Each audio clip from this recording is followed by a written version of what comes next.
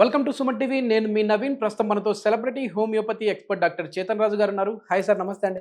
నమస్తే sir. Sir, మోకాల నొప్పులు ఉన్నవాళ్ళు ఈ ఆహార పదార్థాలు మాత్రమే తినాలి, ఈ ఆహార పదార్థాలు అసలు తినకూడదు అంటుంటారు. ఉదాహరణకి ఏంటంటే పుల్లని వస్తువులు ఏమైనా తిన్నా కూడా, పదార్థాలు ఏమైనా తిన్నా మోకాల నొప్పులు పెరుగుతాయి అంటుంటారు. సో అట్లా ఏంటంటే ఇది జస్ట్ ఒక ఐడియా కోసం చెప్పాను. అంటే పుల్లని పదార్థాలైనా నిజంగానే అది ఉందా సార్? అంటే పులుపు తింటే పెరుగుతాయని, తీపి తింటే తగ్గుతాయని ఇట్లా ఉందా సార్? సో ఏ పదార్థాలు అవాయిడ్ చేయాలి, ఏ పదార్థాలు ఇంక్లూడ్ చేయాలి? మన దగ్గర చాలా మంది పేషెంట్లు మోకాల నొప్పుల ప్రాబ్లమ్ తోటి వస్తారు. మన తెలుగు రాష్ట్రాల నుంచే కాదు, మొత్తం ఇండియా నుంచి వస్తారు. ఎందుకంటే ఒక్కొక్కసారి రోగాలు ఎట్లుంటాయంటే అవి ఆటోఇమ్యూన్ రోగాలు కూడా ఉంటాయి. ఆటోఇమ్యూన్ రోగాలు అంటే ఏంది? మన బాడీ పార్ట్స్ని మన బాడీ సంపుతుంది. అటువంటి ప్రాబ్లమ్స్ తోటి కూడా వస్తారు.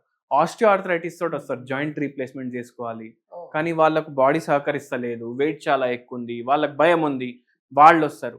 అయితే వీళ్ళందరికీ మనము హోమియోపతి మందులతోటి రివర్స్ చేస్తాం ప్రాబ్లం. మళ్ళీ దాని తర్వాత వెరీ ఇంపార్టెంట్ ఏంటంటే డయట్ గురించి కూడా ఏమైనా చేంజెస్ ఉంటే చేస్తాం. ఏంటి సార్, అంటే సర్జరీ వరకు వెళ్ళే వాళ్ళకు కూడా హోమియోలో తగ్గించవచ్చు. హోమియోలో తగ్గించవచ్చు. అన్నిటికన్నా ఇంపార్టెంట్ చూడండి, నమ్మకం అనేది ఉండాలి. నమ్మకం అన్నిటికన్నా ఇంపార్టెంట్. అండ్ మీ డాక్టర్ మీకు చెప్పినట్టు మీరు చేయాలి. అయితే మీరందరూ ఒక వెరీ ఫేమస్ సినిమా అయితే చూసిండ్రు, RRR. చాలా పెద్ద సినిమా. అయితే ఈ RRR మనం అవాయిడ్ చేయాలి. అవాయిడ్ చేయాలంటే ఏంది? రిఫైన్డ్ షుగర్, దాని తర్వాత red meat, and last R వచ్చేసి రిఫైన్ కార్బ్స్ అండ్ ఆయిల్స్.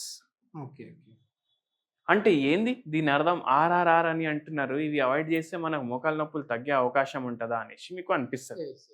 అయితే మనకు లైఫ్ మాడిఫై అవుతుంది దీంతో.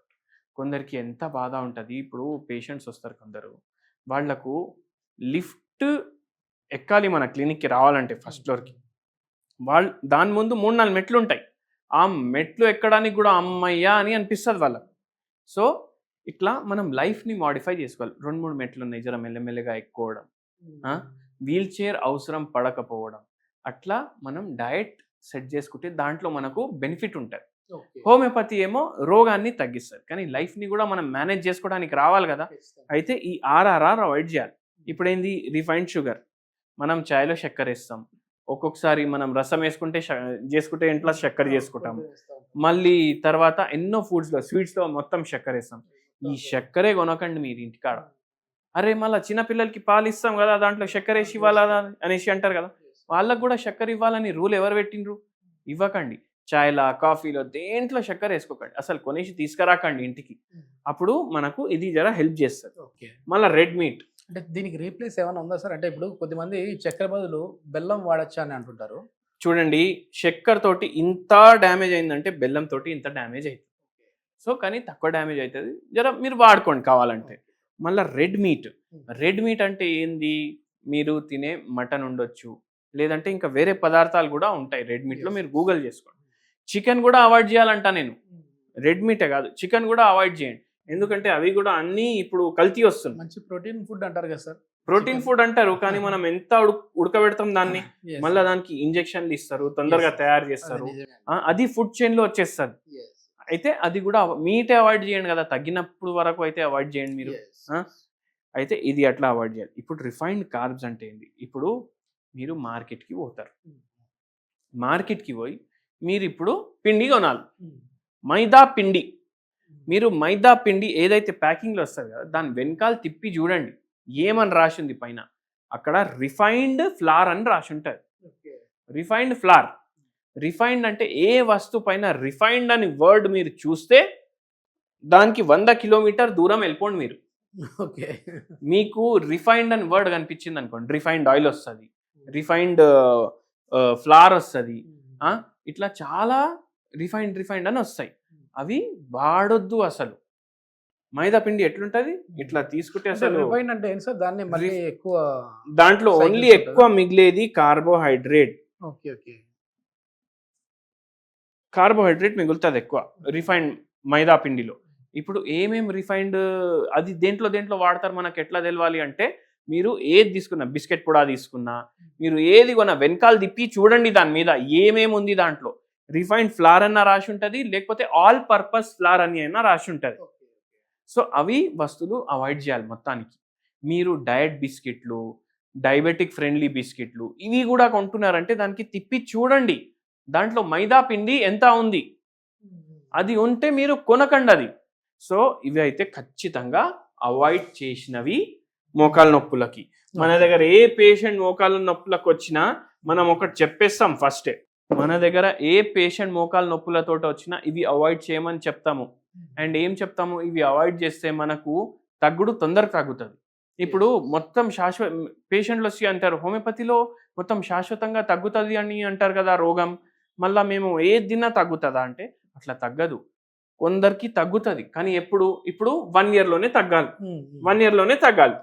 నేను అన్ని అడ్డం దొడ్డం తింటూనే ఉంటా అంటే ఒక 5-6 ఏళ్ళు కూడా పడుతుంది. దాని బదులు మీరు 1-1.5 year గట్టిగా నేను చెప్పేటట్టు వింటే మనకు తొందరగా తగ్గుతుంది. మళ్ళీ ఇవే కాదు, ఇప్పుడు మనం ఏం చూద్దామంటే ఏం తినాలి. ఇప్పుడు అందరికీ తెలుసు కదా, ఏదైతే ఆర్థరైటిస్ ఉంటుంది దానికి అర్థమైంది ఆస్టియో ఆర్థరైటిస్ ఆఫ్ ద నీ జాయింట్స్ అంటే ఏంది, మోకాల నొప్పి. అయితే ఈ నొప్పి తగ్గడానికి మనం ఐటిస్ అని మన రోగంలో వర్డ్ ఉంది అనుకోండి. ఐటిస్ అంటే ఇప్పుడు ఆర్థరైటిస్,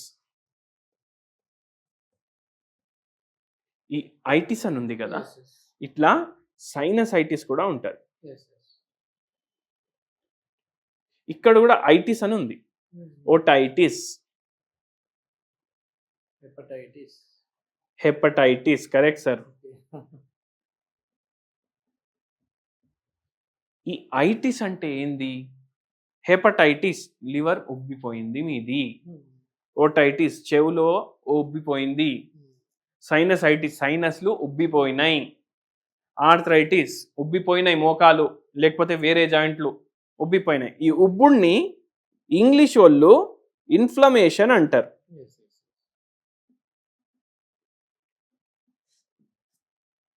అర్థమైందా ఇప్పుడు మీకు? సో మనం ఎటువంటి డయట్ చేయాలి అంటే యాంటీ ఇన్ఫ్లమేషన్ డయట్. ఇప్పుడు నేను ఇంతకుముందు వస్తువులు చెప్పినా కదా, ఆర్ఆర్ఆర్, అవన్నీ ఏం కాజ్ చేస్తాయి మన బాడీలో, ఇన్ఫ్లమేషన్ కాజ్ చేస్తాయి. ఈ ఇన్ఫ్లమేషన్ని తీయాలి మనం. ఈ ఇన్ఫ్లమేషన్ని తీయాలి అంటే మనం కార్బోహైడ్రేట్లు అవాయిడ్ చేయాలని నేర్చుకున్నాం, రిఫైన్డ్ ప్రొడక్ట్స్ అవాయిడ్ చేయాలని నేర్చుకున్నాం, రెడ్ మీట్తో సహా వేరే మీట్ ప్రోడక్ట్స్ కూడా అవాయిడ్ చేయాలనేసి నేర్చుకున్నాం. మళ్ళీ ఏం తినాలి, గడ్డి తినమంటున్నారా డాక్టర్ గారు అనేసి అంటారు చాలా మంది. కానీ ఇప్పుడు మనకు అన్నిటికన్నా హెల్తే ఇంపార్టెంట్. అన్నిటికైనా హెల్తే ఇంపార్టెంట్ ఉన్నప్పుడు మీ హెల్త్కి ఏది మంచిది అది తినండి. అవునా? ఏం మంచిది అంటే ఇప్పుడు యాంటీ ఇన్ఫ్లమేటరీ ఫుడ్స్ డిస్కస్ చేద్దాం మనం. ఫస్ట్ మీరు బ్రేక్ఫాస్ట్ చూడండి. బ్రేక్ఫాస్ట్లో మీరు రాగులు, కొర్రలు, జొన్న, ఇప్పుడు దీంతో మీకు రొట్టె అవుతుంది, దీంతో మీకు ఇడ్లీ అవుతుంది, దీంతో మీకు దోశ అవుతుంది. ఈ కొర్రలతో కూడా ఇడ్లీ, ఉప్మా, దోశ. రాగులతోటి మీకు సంగటి అవుతుంది. రాగులు అటుకులు కూడా వస్తున్నాయి ఈ మధ్య, రాగులు అటుకులు కూడా ఒకరోజు పెట్టుకోండి. మళ్ళా రాగి సరి, ఇవన్నీ తయారవుతాయి. దీంతో కూడా దోశలు తయారవుతాయి. 1, 2, 3, 4, 5, 6, 7, 8, 9 డిషెస్ మనం తయారు చేసుకోవచ్చు. దీంట్లో ఉండేది 7 రోజులు. సో ఇట్లా యాంటీ ఇన్ఫ్లమేటరీ బ్రేక్ఫాస్ట్ చేస్తున్నాం మనం. ఇంకోటి గుర్తుపెట్టుకోండి, ఎక్కువ ఆయిల్ మీ ఫుడ్లో యాడ్ చేయొద్దు. ఓన్లీ ఫ్రైడ్ ఐటమ్లు, ఆయిల్ ఐటమ్స్ కాదు, మీరు నూనె ఎక్కువ వాడుతున్నారంటే కూడా అది ఎక్కువ ఆయిల్ వేసినట్టే. సో అది చేయొద్దు. మళ్ళీ లంచ్ ఏం చేయాలి, లంచ్ నార్మల్, కానీ ఫ్రైడ్ ఫుడ్స్ ఇంక్లూడ్ చేయొద్దు. మీ లంచ్ దాంట్లో ఎక్కువ ఆయిల్స్ వాడొద్దు. డిన్నర్ ఏం చేస్తారు? నేను బెస్ట్ ఏమంటా అంటే ఏదో ఒక ఫ్రూట్ లేదంటే వెజిటేబుల్స్. డిన్నర్లో మీరు సాలెడ్లు, ఏ టైంలో అయిపోవాలి మళ్ళీ డిన్నర్, సాలెడ్లు ఎక్కువ తినండి. మీరు 10కి పడుకుంటారు అనుకోండి, మీరు 7:30 కల్లా డిన్నర్ ఫినిష్ చేయాలి. 2:30 గంటలు మీకు గ్యాప్ ఉండాలి నిద్రకి డిన్నర్కి. మళ్ళీ 2:30 గంటల్లో జర సేపు మీరు వాకింగ్ చేసుకోవచ్చు. ఈ ఫోన్ చూసుడు బంద్ చేయండి. ఎందుకంటే ఫోన్ చూసుకొని మనం బెడ్ మీద పడుకుంటాం, 2-3 గంటలు కూడా చూస్తాం. అట్లనే నిద్ర కూడా చక్కగా ఉండాలి మనిషికి. అయితే ఆ పని చేయండి. ఎంతో మందికి ఈ డయట్ నాకు ట్రీట్మెంట్లో 80% హెల్ప్ చేస్తారు. ఎవరు నమ్మరు. ఎందుకంటే ఎన్నోసార్లు ఏమైతే డాక్టర్లు ఏమంటారు, అరే పడుకోండి టైంకి, వాకింగ్ చేయండి, బయట తినకండి. బయట ఎందుకు తినొద్దు అంటారు? ఎందుకంటే అక్కడ ఆ RRR ఉంటాయి ఎక్కువ. కానీ అది మనకు అర్థం కాదు. మనం ఇంట్లో కూడా RRR వేసుకుంటే బయట ఫుడ్కి ఇంటి ఫుడ్కి ఏం తేడా? సో అది మీరు గుర్తుపెట్టుకోండి. సో 80% పేషెంట్స్కి ర్యాపిడ్ ఇంప్రూవ్మెంట్ ఉంటుంది మన డైట్ కూడా ఫాలో చేసి మన దగ్గర మందులు తీసుకుంటారు వాళ్ళు. సో ఇది మీరు మైండ్లో పెట్టుకోండి అండ్ మంచిగా మీ మోకాల్ని నొప్పికి తగ్గించుకోండి. సరే, ఇది వీటితో పాటుగా ఏదైనా రెమెడీ అంటే ఇన్ఫ్లమేషన్ తగ్గించే టీ లాంటివి ఏమైనా ఉన్నాయండి? ఇన్ఫ్లమేషన్ తగ్గడానికి మీ కిచెన్లోనే 100 వస్తువులు ఉంటాయి. ఆ 100 వస్తువుల్లో ఒక 10 వస్తువులు చెప్తా, ఒక మంచి హోమ్ రెమెడీ చెప్తా. లవంగాలు, నిమ్మకాయ రసం, పసుపు, దాని తర్వాత ఇలైచీలు, ఇవి చాలా బెటర్ చేస్తాయి. దాల్చిని చెక్క, మళ్ళీ కొత్తిమీర, కరియాపాకు, ఇవి కూడా ఇవన్నిట్లో యాంటీ ఇన్ఫ్లమేటరీ ప్రాపర్టీస్ ఉంటాయి. వెజిటేబుల్స్, దేంట్లో అయితే ఫైబర్ ఎక్కువ ఉంటుంది దాంట్లో కూడా యాంటీ ఇన్ఫ్లమేటరీ ప్రాపర్టీస్ ఉంటాయి. ఇవన్నీ వాడండి, మంచిగా మీకు బెటర్మెంట్ ఉంటుంది. అయితే మనం ఇప్పుడు ఏం చేస్తామంటే ఒక గిలాస్ తీసుకుంటాం, దీంట్లో ఫుల్ వేడి నీళ్ళు నింపుతాం. వేడి నీళ్ళు నింపేసి దీంట్లో 1 పించ్ టర్మరిక్ వేస్తాం. 1 పించ్ టర్మరిక్ వేసి దీంట్లో 1 పించ్ దాల్చిని చెక్క ఇది వేస్తాం, కలిపేసి తాగేస్తాం. డైలీ మార్నింగ్ ఒకసారి, నైట్ ఒకసారి. 1 కప్ ఫుల్ వేడి నీళ్ళు. అంటే ఇది బాయిల్ చేయాలా ఇవన్నీ వేసేసి? లేదు, ఫుల్ వేడి నీళ్ళలో వేసేసినా చాలు. ఫుల్ వేడి నీళ్ళలో మీరు గిలాసులో నింపుకున్న తర్వాత ఈ 2 వేయండి. ఓన్లీ 1 పించ్ చేయాలి. పౌడర్ 1 పించ్ చేయాలి. టర్మరిక్ 1 పించ్ చేయాలి. దీంతో మీకు మోకాలు నొప్పుల్లో జర డిఫరెన్స్ ఉంటుంది. ఓకే. సార్, ఇప్పుడు ఇంట్రొడక్షన్ లో అడిగినట్లుగా ఏదైనా పులుపు వస్తువులు ఎక్కువ తింటే, అంటే లెమన్ తిన్నా, చింతపండు తిన్నా మోకాలు నొప్పులు పెరుగుతాయండి? చూడండి, కొన్ని వస్తువులు ఇప్పుడు హోమియోపతి ఏం నమ్ముతుంది నేను చెప్తాను. నేను వేరే దాని గురించి చెప్తాను. ఇప్పుడు ఒక పేషెంట్ వచ్చింది. ఇప్పుడు జనరల్ గా చాలా మందికి పులుపు ఆలుగడ్డలు తింటే ఎక్కువ అవుతాయి. ఆలుగడ్డలు తిన్నప్పుడు ఎక్కువ అయింది అంటే కొందరికి ఆలుగడ్డ తింటే తక్కువ అనిపిస్తుంది. అయితే మనం వాళ్ళకి ఏం చెప్పము. కొందరికి స్వీట్ తింటే తగ్గుతాయి, కానీ అయినా 100% యాంటీ ఇన్ఫ్లమేటరీ ఉంది కాబట్టి వాళ్ళకు కూడా అవాయిడ్ చేయమని చెప్తాం. అయితే అది హోమియోపతి సిద్ధాంతం. మనకు ఏది పేషెంట్కి ఇష్టం. ఇప్పుడు స్లీప్ సైకిల్ ఉంటుంది. చాలా మంది ఏమంటారు 6:30కి లేవండి, 8:30కి పడుకోండి. కానీ కొందరిది బయాలజికల్ ఎలా ఉంటుందంటే వంశపరంగా, అంటే జెనెటిక్ గా వాడికి 10:30 తర్వాతనే నిద్ర వస్తుంది. వాడికి మనం 7:30కి పడుకోమంటే వాడు ఎట్లా పడుకుంటాడు? సో అట్లా అన్ని చూస్తాం హోమియోపతిలో.